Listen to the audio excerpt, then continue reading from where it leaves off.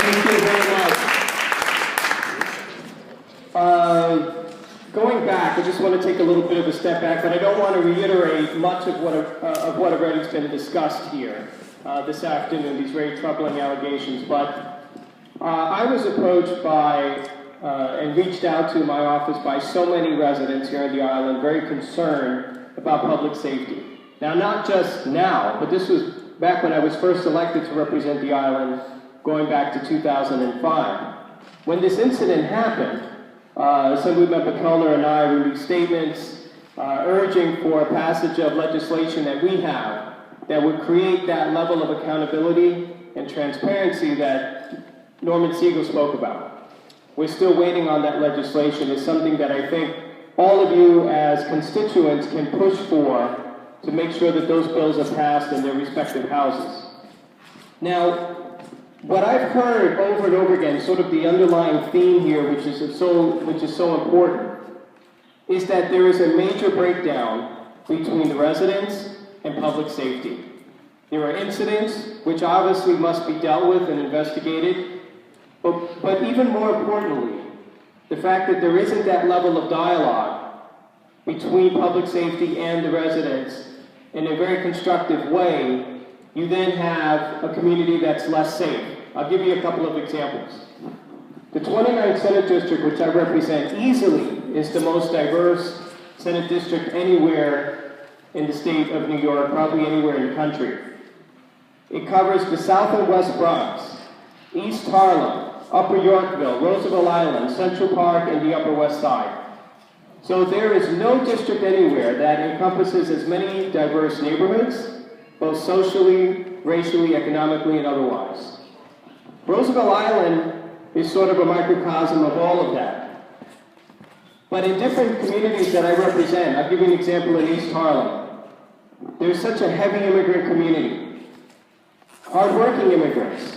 Oftentimes, they find themselves the victim of crime, whether it be domestic violence from their own family members, whether it be concerns that they have with government, public officials. They won't come forward. They will not report crime. There's chronic underreporting of crime in Black and Latino neighborhoods, in new immigrant communities, because folks, maybe they figure that their immigration papers are not completely in order, they didn't want to rock the boat, they didn't want to come forward, let's just let this abuse go by, let's let this domestic violence case just go away. But really, that is a major problem. It's a major problem because our community is less and less safe because of it. So whenever I and others, and you listen to so many here talk about the importance of there being constructive dialogue and that there's respect for the community by those who are entrusted with the task of making us safe, you then have a dialogue which is very important. You have the ability to make us safer. You have the ability to create communities that have less crime.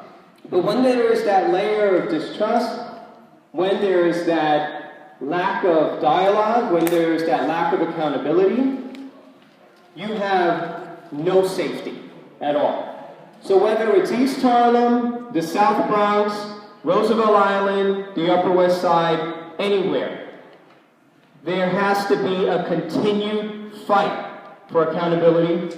There has to be a continued push by everyone to make sure that there is a dialogue. And when that dialogue is gone, then change has to happen. And until we see that change, I'm talking citywide, we must continue to fight for it. So I want to thank you for inviting me here today. And hopefully this legislation on the state level will get passed that will ensure that there is proper oversight of the police that are there to protect us. Thank you. Thank you so much, Senator Serrano. Our next is Russ DeBello. Coming up, he's another victim of public safety abuse.